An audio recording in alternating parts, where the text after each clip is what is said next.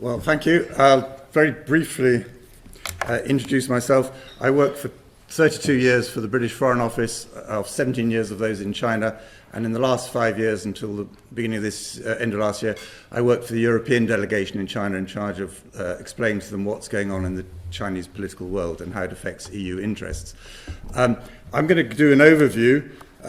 I will cover 3 questions that everyone always wants to ask me, which is just how powerful is Xi Jinping and what does the 19th Party Congress later this year mean? Everyone tends to want to know what the corruption campaign is about and whether that's going to continue. And thirdly, the pace of reform. Is it going fast enough? Before we're moving on to globalisation, which Richard will then look at in more detail. But I'll bracket the talk first and last with 2 things that really must be said in any talk on China.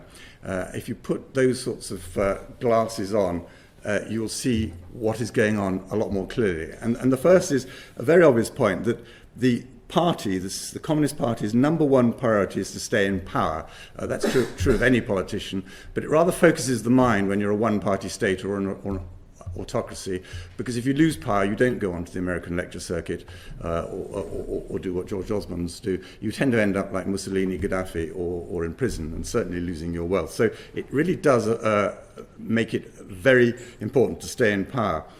And the party does that by 2 main methods. One, you might say negative in terms of control, and since 2009-10, the controls have very much gone on, be it on lawyers, on the internet, civil society, education, you name it. There is no chance in the party's aim of allowing any spark that might happen. They've learned very carefully from the Arab Spring, where who was to know that a Tunisian woman policeman beating up a vegetable seller would lead to all that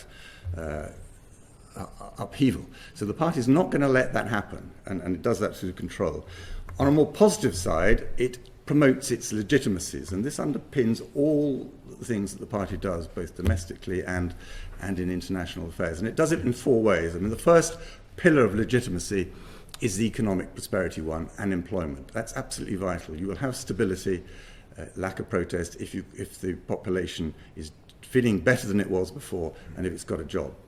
So that's the main one. The second one is a sort of territorial integrity narrative. It's only the Communist Party that has been able to restore China all the territories that it has a rightful, I'm talking here as a Communist Party official, a rightful ownership of. Xinjiang, Tibet, they're back. Hong Kong is back, Macau is back, Taiwan will be, and as for the South China Sea, that too. These are all, and only the Communist Party can do that. So that's why you, the masses, must support me. Thirdly, the third pillar is hard power. China, all Chinese are taught that they've been through 175 years of bullying by foreign powers. Now China has stood up and it has returned to its rightful position at the center of world governance. And the 4th pillar is soft power. It's not just that we're becoming able to challenge America, but China is a place that the world is to look to. And it's very important also because with Chinese tourists going out, businesses going out, students going out, the values that are coming back into China are the party finds very threatening, these Western universal values. So if they can go out with soft power and change global values over a long period of time, the threat to the party is less. So those are the 4 pillars, and I talk very much in terms of that. And I think as I go through some of the other points, you can see how that really is at play. So how powerful is Xi Jinping, and what is this party congress later on this year all about? The answer is to look at the constituencies of power in China.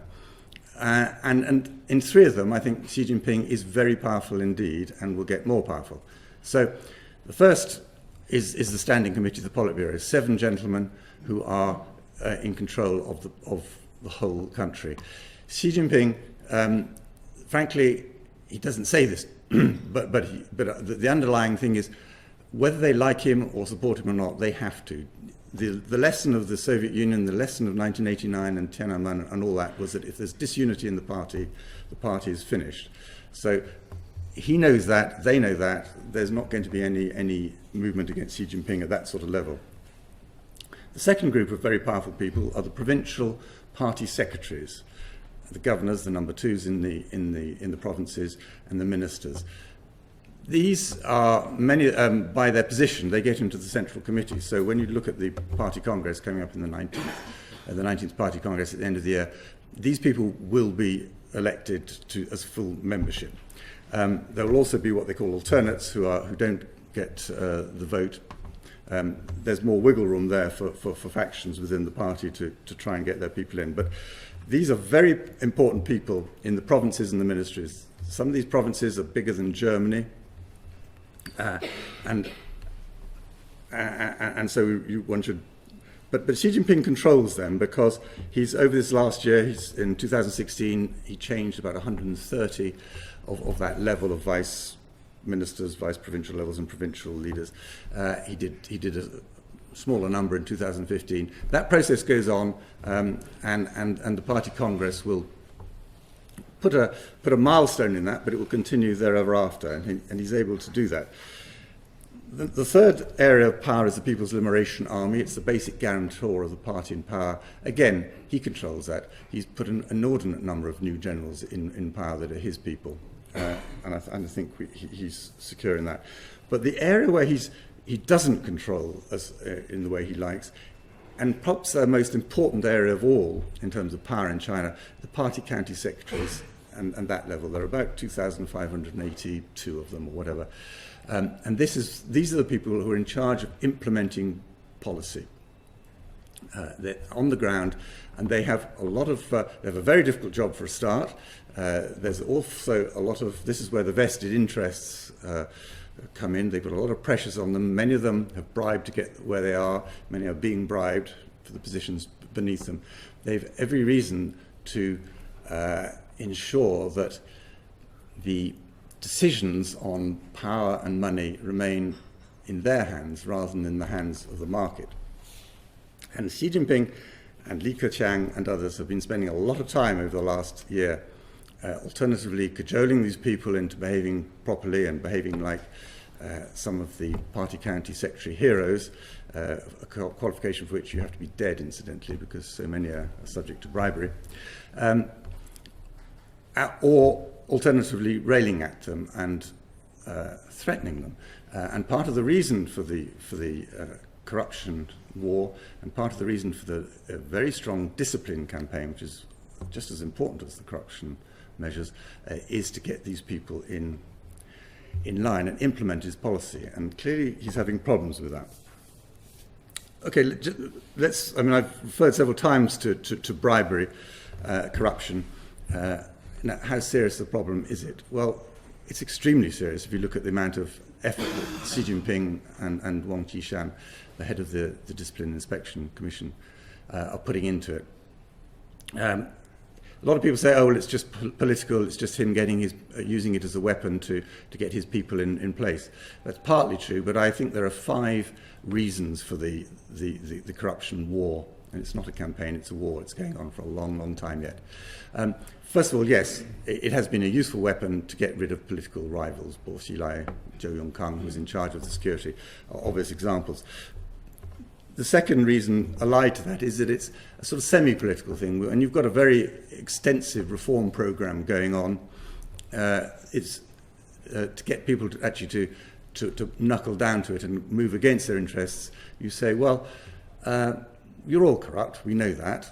If you don't play the game that I wish you to play, I can have you up on a corruption charge. So it's quite a useful tool in that respect. Then I think you get down to a couple of economic reasons. The scale of corruption, the parasite, was simply beginning to make the body unhealthy. It was getting to a vast scale. And secondly, on the economic side, when you've got a reform program coming in, you tend to have a dip in revenues, you've got to spend a lot more to get things going. You simply can't afford the large sums of money that were disappearing out of the coffers. In some counties, 25%, for instance, of the poverty alleviation funds were just going on purposes for which they shouldn't. And finally, the trust of the people. The people are getting fed up with it. They will put up with a one-party state while things are getting better. But when they can see some people gaining a vast degree and they're not, it becomes a social and political problem. So that's what lies behind it. The problem with the measures that Xi Jinping is being taken is that they don't really involve and can't involve systemic change. It's very much a question of more surveillance, of more inspection, of internal party discipline. And I think if you're going to try and actually change a corrupt society, you do need to make it to some extent self-regulating via using the press, a free press, which is certainly not happening at the moment, via an independent judiciary, rule of law, but the parties specifically said that it is above the law, and by the use of civil society organisations to help you monitor and shame, for instance, on environmental abuse or whatever. The civil society is very much more controlled than it was a few years ago, because the party fears that any form of organisation could lead eventually to a political angle to that organisation, which might threaten its own power. And finally, you need some form of political accountability. It doesn't have to be Western democracy, but it has to be such that if a politician screws up or is corrupt, they can be voted out, taken out of power, not just because the party says so, but because the people say so. So I think the corruption campaign war is here to stay. You can see that from a couple of recent developments. There's been the announcement of a new supervision commission. This is going to be an even more powerful body, bringing together all the prosecution and all the investigation units, and it's going to extend its power, not just the corruption war against the party officials, but much more where anybody who takes the Queen shilling or the party's RMB, the doctors, teachers, it's quite clearly going to be another ramping up against corruption. And this year, well, who's taking it in the neck in particular? The education section and the financial section. Again, going back to those five reasons, of course, money is the root of all evil and probably the root of all good as well. But it needs to be clean money, and it hasn't been. And also, there's a political reform angle to this, I believe, because we saw in 2015 summer the routes on the stock market and the fall of the RMB, and I think the feeling very strongly was that people were not implementing some of the financial reforms. And here is a campaign looking at them which says, get on with it, because if you don't, you can be taken down.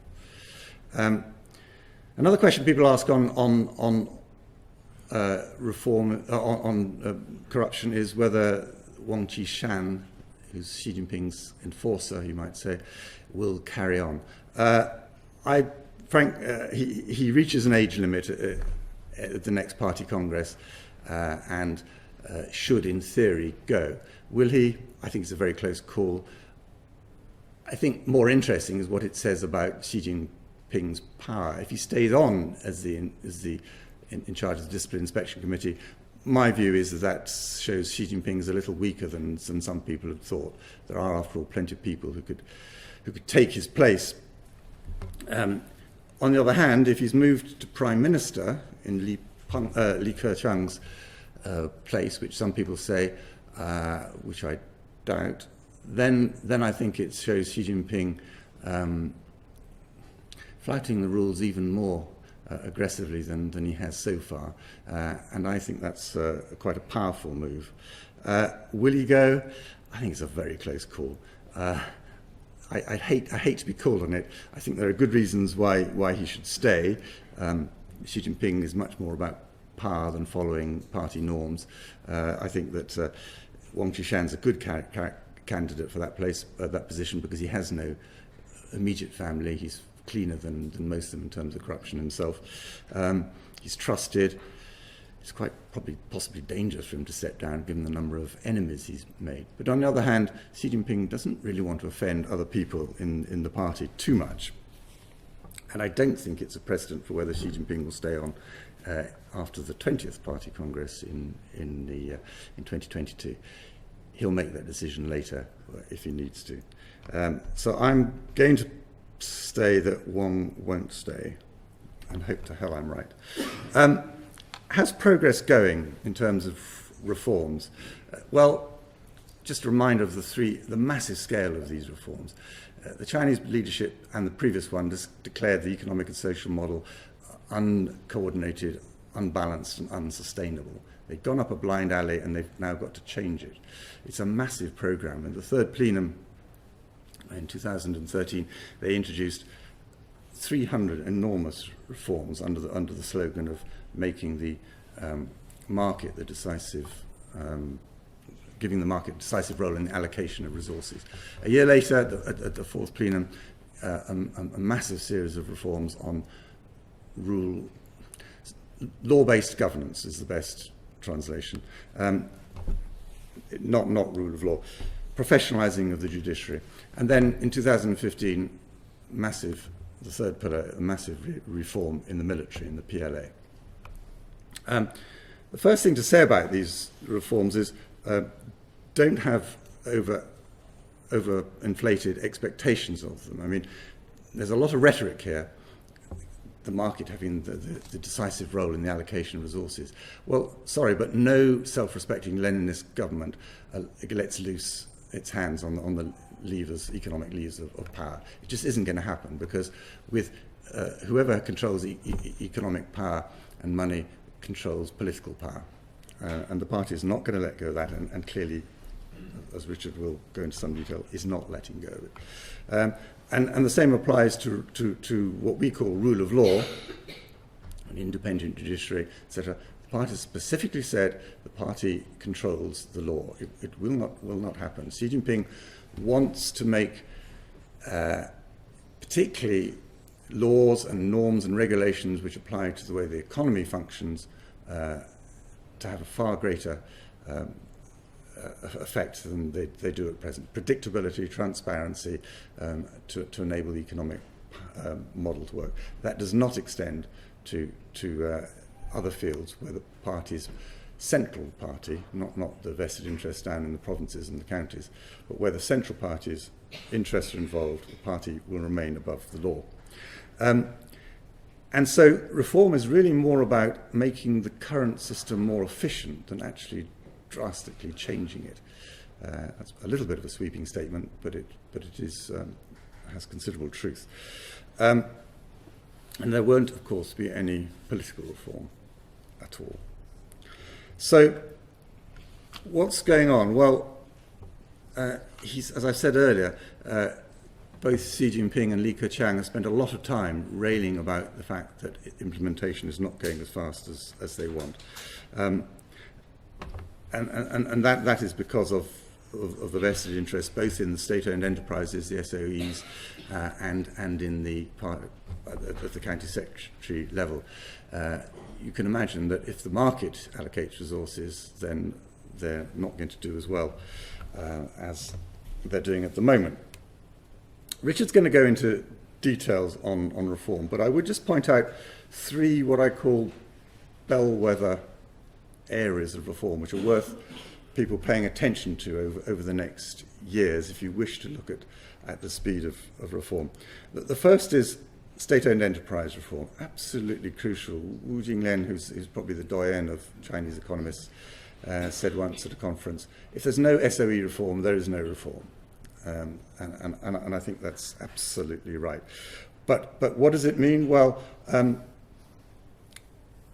first of all, it means making much stronger central and the big SOEs are going to be strengthened into national champions able to compete on the global stage. There's been a lot of talk about things like mixed ownership, professionalization, separation between professional managers in an SOE and the board, which will be the party. So far, it hasn't amounted to much. There are no real incentives for private business to invest in in SOEs, and it's not going to make a great deal of difference, I think, to the way they act. And then there are mixed messages coming also in terms of this division into boards, and I mean the party is strengthening cells and setting up cells, party cells within all companies, especially SOEs. So that's a bellwether reform, and the need to see clarity in what real differences is coming into the SOEs. The other point about SOEs is that we tend to think about some of the very big ones, state-run ones, the centrally run ones. There are, I think, something like 140,000 ones run throughout at local level. Some of them very big, some of them very small. And there it's crucial to look at those and see what's happening on the ground there. There is progress. There are many areas where, frankly, it makes no sense to have a state-run. Why should there be a monopoly, a state-run monopoly down at that level? And some are being sold off. The question in my mind is the pace of this. The maintenance of these state-owned enterprises is diverting money away from much better purposes, and that's causing a lot of problems in terms of debt. But on the other hand, going back to what I said right at the start, the party can't move too quickly because unemployment would lead to instability, and that's a break. So state-owned enterprises, definitely we need to keep an eye on that. The second area, I think, is the balance between local government and central government spending and revenue. At the moment, local governments probably get just around 50% of revenue, and they're in charge of 80% of the expenditure. This is unsustainable, has been for some time, which is why they've been grabbing land from the peasants and selling it off at profits to fill the gap, as well as sometimes, very often, to fill their own pockets, and why they've been borrowing, local governments have been borrowing, which they're not officially allowed to do, through various other wealth management products and other ways, which has been a problem for the financial sector. So that reform is slow. It was promised a lot earlier than it's actually emerged. The State Council has now produced opinions on it, but we're not yet at the implementation stage. I think we need to keep an eye on that. And the third one, I would say, is look at the law-based governance. If the party is, and this is a very slow business, is able to professionalise the judiciary, if it's able to make a lot more predictability and trust in terms of economic contracts, protection of IPR, this will be a very meaningful reform. So we need to keep an eye out on that. The big call is, well, come the party congress, once Xi Jinping has all his people in power, reform will motor ahead. I'm sure it will speed up. He set himself some very tight deadlines indeed to get all this finished by the 100th anniversary of the founding party in 2021. It won't happen, and of course it won't. Chinese ministers will say that quite candidly. But nevertheless, he does have to move faster than he's been moving at the moment. But I don't think that some of the vested interests and the lack of implementation at the county level and below is going to be easy to cure. Why do we care about the speed of reform in China? Is that just an internal matter? Well, for three very obvious reasons. China's role in global wealth and health is enormous. And if China's reforms fail, then I think we're all in trouble. I think it's good for foreign investors, what he's trying to do, a lot more transparency, better performance of Chinese companies. If you're optimistic, you would hope that it will genuinely lead more than just the rhetoric about more opening up, but actually allow foreign interests greater play within China. And I know Richard will cover that in some aspect, in some detail. Let me move on to globalisation then eventually. Please note that whenever the Chinese leadership refers to globalisation, the word economic comes in front of it. It's economic globalisation. There are many aspects of globalisation which China is not keen on. The internet and cyberspace is one. China is advocating a very different model of cyber sovereignty than what we are. it doesn't like globalisation, when globalisation, for instance, says, well, why don't you listen to the Hague Tribunal on what's going on in the South China Sea? It's quite selective in its ideas of globalisation. But globalisation is the big theme. Xi Jinping went on at great length in his speech in Davos about it. It's because China has greatly benefited from globalisation. It's greatly benefited from the ability to use its accession to the WTO, for instance. It's looking for a greater role in governance and security. To go back to what I said at the very beginning in terms of Chinese hard power and soft power. So you'll see a lot of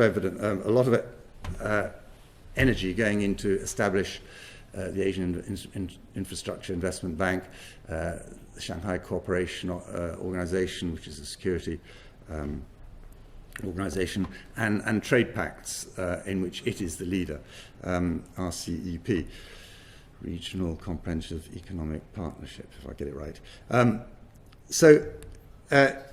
And all this globalization is extremely good for China in other areas. Climate change, thanks to Mr. Trump, who's now dropped out of that, China can put itself forward as the global leader of climate change. It does that actually for many reasons. Of course, climate change would affect China above all. Some of its cities, like Shanghai, are already feeling the effects of seawater creeping in. But it looks at it mainly from the other point of view, that actually it wishes to cure its own air environment problems because the people are getting very upset about it, and it could cause protests which could go wrong. In doing so, of course, it helps the world's climate as well and gets brownie points on both sides. So that's a very good aspect. But China, and I'll leave Richard to go into this, does not interpret globalization as true reciprocity in terms of access to its own markets. The signature campaign of globalization is the Belt and Road Initiative, and I'll make two quick points about here because time is running out. Firstly, everyone thinks about this in terms of trains, in particular infrastructure. That's only a part of it. There are actually 5 aspects to it, which they call policy facilitation, i.e. global governance, facilities connectivity, that is trains and infrastructure, unimpeded trade, and Richard will go into that, that's very important, financial integration and people-to-people culture type stuff. All those are very important parts of the Belt and Road Initiative, or the One Belt, One Road, as it's still translated, as it's still in Chinese. The other really important thing about Belt and Road to realise is that this is a domestic policy. It's not a foreign policy. It's presented as a foreign policy. It is a domestic policy with geostrategic consequences. If you go back to the original proposition, which came from a scholar called Wang Jise, and look at what he says about it, and then listen to what Chinese, when you talk to them, say about this policy, it is, I would say, 4 elements. One is economic. It's about getting resources, it's about getting at markets, it's about better investment, exporting Chinese overcapacity to other parts of the world, and getting a better return on its investments than simply US Treasury bonds. If you looked at the original routes on the first, there are now 6, but if you looked at the original ones, pretty much all of them, sea and land, went through the Middle East. Why? Because that's where the resources of oil are and other things. So it's about that domestic imperative of economic prosperity, fielding into employment, fielding into stability. Secondly, it's a way of boosting China's own reform program. They will describe this as the 3rd phase of economic reform. Setting up a country in 1949, you had the Deng Xiaoping reforms. Now you're into the 3rd phase, and in many ways it's a mirror of done abroad. China has got to compete globally. The old business of let's have a joint venture within China, you bring the management expertise and the technology, and then after a few years, having learnt it, shut you out. No longer works. We'll do it abroad. We'll do 3rd country cooperation with you. It's a big theme.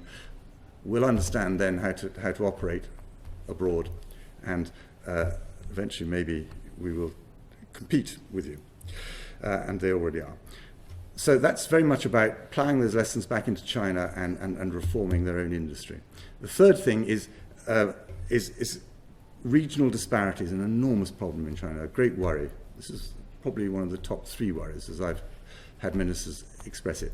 And many of the Belt and Road initiatives go through central China and Xinjiang, and that is bringing development and trying to close the regional gaps there. And fourthly, a lot of it goes through Xinjiang. Xinjiang is a problem with Muslim terrorism. The Chinese strong belief is that economic prosperity will eventually convince these religious people that they're better off forgetting all that stuff and just participating in the Chinese dream. Okay, a couple of quick, because I'm running out of time here, headaches on globalisation. Trump and trade, that's Xi Jinping's biggest worry. Maybe you want to come back to that in questions, because I think I'm going to have but Xi Jinping will go a long, long way to avoid any trade war, because trade war will lead to disruption, which will lead to unemployment in China. And DPRK would make far greater sense for a unified Korea. Think of the northeast of China, the Rust Belt, how that would prosper. It's not going to happen. There are very good reasons in terms of the 4 that I spoke as to why it won't. Xi Jinping will not put pressure on that much pressure on DPRK, on Kim Jong-un. And the main one is that he simply cannot afford radiation and refugees in northeast China. It would lead to chaos, protests, which the government may not be able to control. So I don't think that Beijing will do anything other than kick this down the road. I promise one last thing and then we can come back to some questions. I don't think any talk on China should ever omit the environment, and perhaps the biggest threat, the biggest crisis that the Chinese government faces, which is the lack of water in the north. Chinese word for crisis is 2 characters. One is wei, danger, the other is ji, an opportunity. It is both. If China runs out of water, you don't generate power, you don't have an industry, and you don't have agriculture, and things can grind to a halt very quickly. Beijing's water resources are less than Saudi Arabia's per head. I could go on to that at length. But the need to solve the water crisis and the pollution, which reduces water, is very acute. And I suspect that's probably quite a good investor area. Sorry, that was a bit of a rush, but I hope some headlines for questions.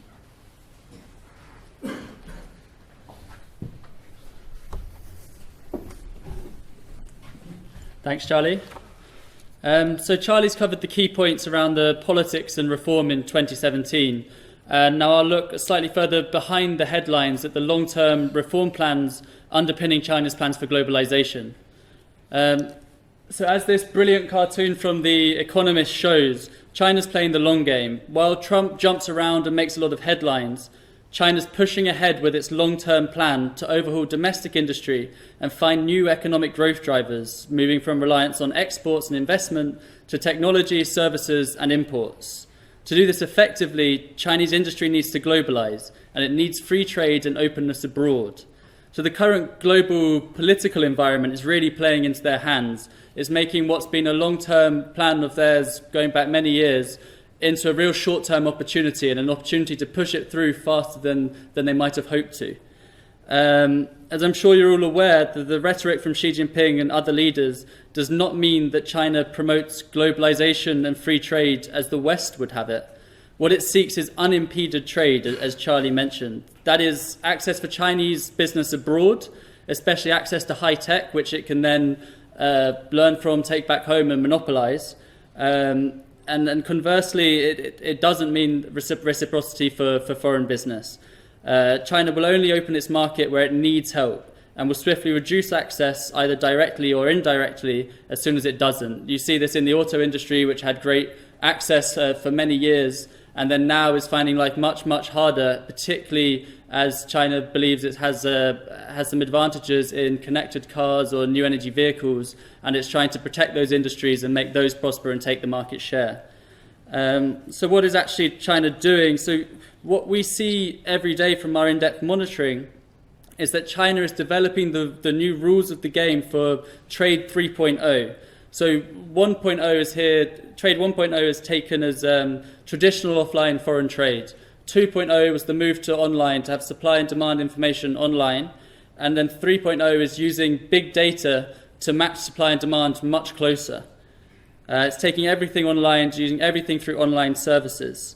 They anticipate that this system they're developing will globalize and diversify participants and logistics, make credit and financing more efficient, and reduce overproduction and consumption by better matching supply and demand. The plans are also focused on environmental sustainability and developing domestic standards as the basis for a new global system. These are, of course, very ambitious aims and are held back by rivaling domestic vested interests as well as technology and data frailties. But they form an overall plan to solve China's internal problems by globalizing and becoming an international leader. So to understand what China aims to do globally, we need to understand what the domestic aims are. So you see here three key economic areas along the coast, the Pearl River Delta, the Yangtze River Delta, and the Bohai Sea Rim, as well as the 7 new FTZs which came out at the end of March, the final plans for those. So what the core is, these are the key areas on the coast. But what it's about, as Charlie mentioned, is moving everything central and west, which is why all of the 7 new FTZs, as you see, are all in central areas and western areas. Central to this is the Yangtze River economic belt, which starts in the Yangtze River Delta around Shanghai, Zhejiang, Hangzhou, those areas, and then goes through Wuhan in Hubei onto Chengdu in Sichuan and Chongqing. This, along with Belt and Road and Jingjinji, which is the metropolis project to integrate Beijing, Tianjin and Hebei, those are the 3 national development plans which are mentioned in every national policy.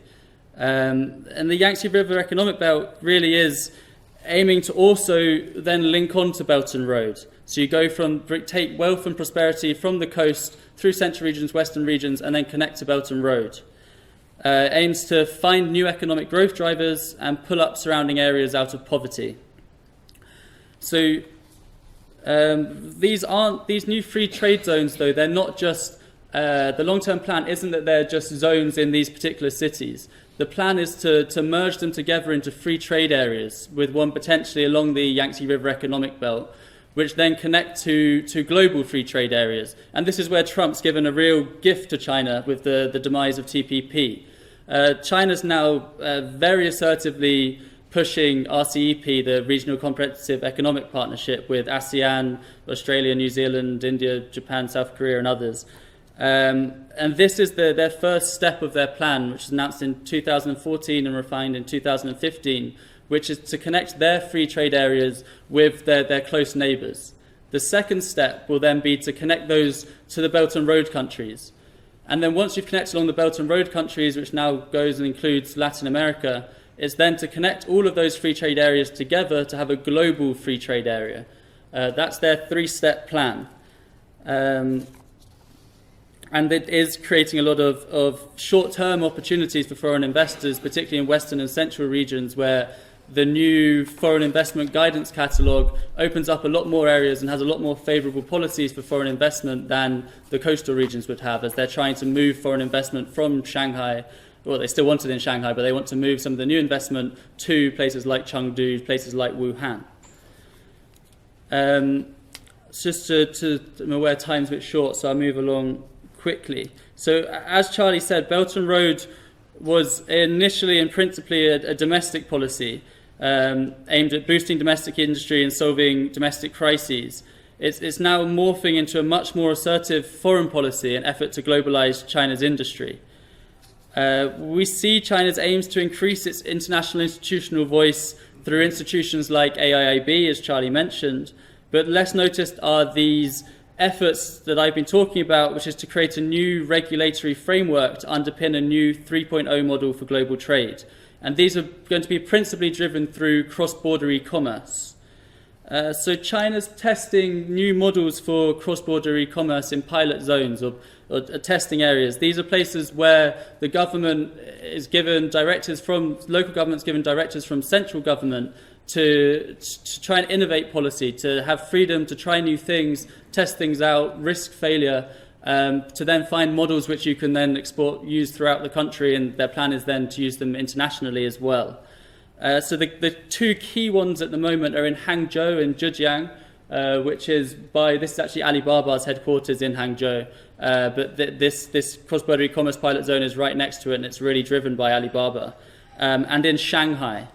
The most advanced and long-term goals can be seen in the Shanghai pilot zone.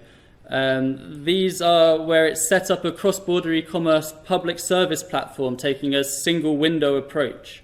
This integrates customs and supervision procedures onto a single platform through a big data center for cross-border e-commerce and cloud bridge technology. After enterprises connect with the platform, their products and order history can then be tracked and integrated with the 3C certification system, which is the most authoritative and complete source of certification information in China. And this system is, of course, mainly aimed at domestic concerns. It wants to improve product quality, safety, and traceability, to boost consumer confidence and bring e-commerce under government oversight. However, once it's refined and implemented nationally, China aims to become the model for international trading systems and get ahead in the rule setting for what it views as an inevitable global trend. Central to this is the Electronic World Trade Platform, or EWTP. EWTP was pushed by Alibaba's founder Jack Ma Yun, and is billed as an inclusive enterprise-led complement to the government-led World Trade Organization. Alibaba's vision for the EWTP is that it will be driven by businesses with support from governments. Businesses will create hubs for e-commerce, and governments will then create virtual free trade zones for small business. These e-hubs would allow small business in one country to sell to consumers in another with low or no import duties, speedy customs clearance, and better access to logistics. When connected, this would create a global network that becomes the EWTP. China pushed the EWTP into the G20 leaders' communique in Hangzhou in June 2016. And the Hangzhou cross-border e-commerce pilot zone is now it's about to release its plan for the world's first EWTP experimental zone in 2017 to try and work out the regulatory and operational frameworks for the new system. Jack Ma also this week, on Monday or Tuesday I think it was, met with Roberto Azevedo, the WTO Director General, calling for EWTP to become part of the WTO's development strategy, and he got a very welcoming reception from the WTO. And this is really central to China's plans for global leadership and rule setting. It's obviously a long way from being ready to go global, but foreign players need to be aware of this reform happening behind the headlines, for doing business in China and predicting regulatory changes, and also because China's success or failure here will go a long way to determine the future of global trading patterns and norms. This is all underpinned, of course, by the moves towards new and advanced technology. The push for technology is driven by the need to create more jobs as traditional sectors slow, and overhaul the investment and export-driven growth model. At the centre of this is Made in China 2025, the equivalent of Industry 4.0 in Germany or Industrial Internet in the US. It's part of a three-stage plan to be an advanced manufacturing powerhouse by 2049. And there are two aims here. One is the new economic growth drivers that I just mentioned, and the second is better monitoring and control of local government, especially local governments, the county secretaries which Charlie mentioned, as well as businesses and citizens. The government is clear, as Charlie said, on what it needs for economic and social development, which is transparency, accountability, trust, and credit rating systems. Everything links back to big data and online services. So this is all linked, of course, to plans for a national social credit system, which I won't go into the details of because there's not much time. But that's the system often feared of being like a big brother, where if you have a high score, you get deposit-free hotel bookings, car sharing, bike rental, and if you have a low score, then it's very difficult to get financing, buy property, access services, etc. These plans hinge on big data, cloud computing, and applications like blockchain, which is so attractive for its traceability and unalterability. They're of course beset with difficulty, principally in the case of big data, that if you put rubbish in, as it all is pretty much at the moment, then you get rubbish out. And there's too many people making money from secrecy at the moment for systems to go live overnight. But there's an unrelenting commitment to pursuing it, and it underpins everything the government's doing. I mean, I edit, for the last 18 months, I've been editing these daily monitoring we're doing of policy, and every plan, whether it's an industry plan, a social plan, a governance plan, mentions big data and how everything's going to go onto an online platform. So for this to work, China needs to globalize. It wants to learn from advanced countries and set up research collaborations abroad, like the Science Torch Park at UNSW, University of New South Wales in Australia. And it wants to cooperate with foreign firms where it can then create new technologies or use their technologies to market to third countries, take the technology, take it back home and monopolize it, essentially. You see this with the major acquisitions happening such as Medea buying KUKA, the German robotics firm, and the ultimately failed bid by Fujian Grand Chip Investment for Eichtron, the German chip maker. The government has changed in 2017 the rules for ODI, trying to limit what it terms as irrational investment in sports and entertainment industries and real estate. But these major acquisitions will continue, especially in tech, and they'll have government backing and support. But there won't be reciprocity. If you look at Made in China 2025, then the plan is by 2020 to have 40% of basic components and basic materials domestically manufactured, and with that rising to 70% by 2025. They don't want to give access to the China market to the foreign players. So the new trade rules are focused on making the most of these tech developments, emphasizing this online platform based on big data. And to understand what's happening in big data, you need to look again at specific regions. So the most vibrant and obvious centers are Shanghai, Beijing, and Guangdong, especially Shenzhen, the major cities. But in September 2015, Guizhou emerged as the policy testing ground for the central government's big data development plan. So Guizhou is critical to understanding how government is trialling and innovating big data policy. It was the first national big data comprehensive pilot zone and set up the nation's first big data exchange center. The province under Chen Gang's leadership you see here is probably destined to go up the leadership ranks in Beijing. He set up the Beijing's Zhongguancun, which is Beijing's sci-tech innovation park, and it's where much of the innovation over the last, since I think it's set up in 2009, it has come from. And under Chen Gang, the province aims to leapfrog more advanced provinces by becoming a national cloud computing center. It's using science and technology parks the way coastal regions used to use special economic zones to try and leapfrog and jump up the development ladder. So it's very important for foreign business or foreign interests in China to keep an eye on what is happening in policy pilot areas like these in order to understand where China's heading over the coming years and decades. Efforts by underdeveloped provinces like Guizhou to find more competitive advantages in foreign trade over neighbouring Guangdong, which is obviously a very big centre for foreign trade, and Guangxi, could also lead to more favourable policies for foreign entities, so they're worth looking at. So how does this all come together? Well, Alibaba is probably the clearest example of how it all fits together. It seems rather repetitive and redundant to talk about Jack Ma and Alibaba when talking about China, but you can't underemphasize how Jack Ma is essentially a quasi-minister for industry and trade. One of my colleagues is a friend at the Ministry of Commerce in China, and that friend says that in that ministry they actually joke that Jack Ma is the real prime minister. So he really cannot be ignored. But what are their plans? So Alibaba is looking to move away from traditional e-commerce to neo-retail, Xinling Shou. This is to go together with neo-finance and neo-manufacturing by leveraging advantages in neo-resources, such as the troves of data that Alibaba is now getting through its e-commerce work, and neo-technology, such as cloud computing.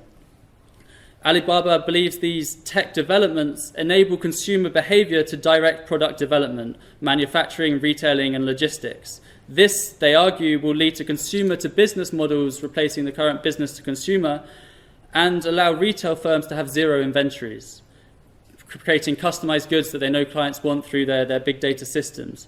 And as discussed earlier, this translates directly to the new trade rules, which aim to reduce overproduction and consumption by using big data to match supply and demand. There are, of course, big question marks over whether Alibaba can be a successful financial or manufacturing power, and even larger questions over their ability to go global. But driven by their own in-house think tanks, they're really not holding back. And Alibaba is setting up a joint EWTP demonstration area in Malaysia to develop e-commerce and logistics, and also export Alibaba's cloud computing, artificial intelligence, and Internet of Things services.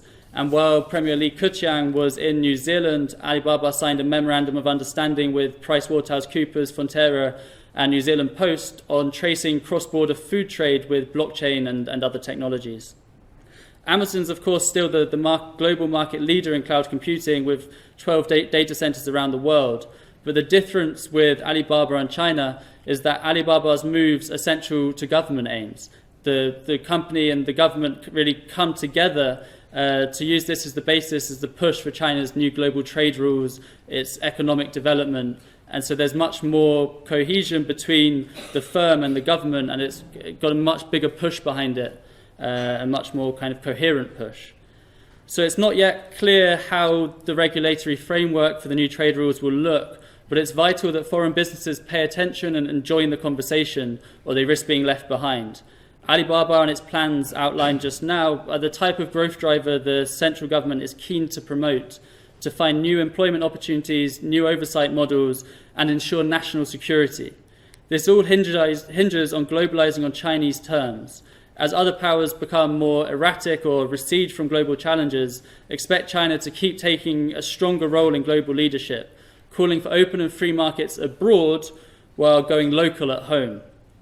Indeed, China will keep pushing win-win solutions, but as people often say, it's win-win where China wins twice. Let's hand back to Charles now.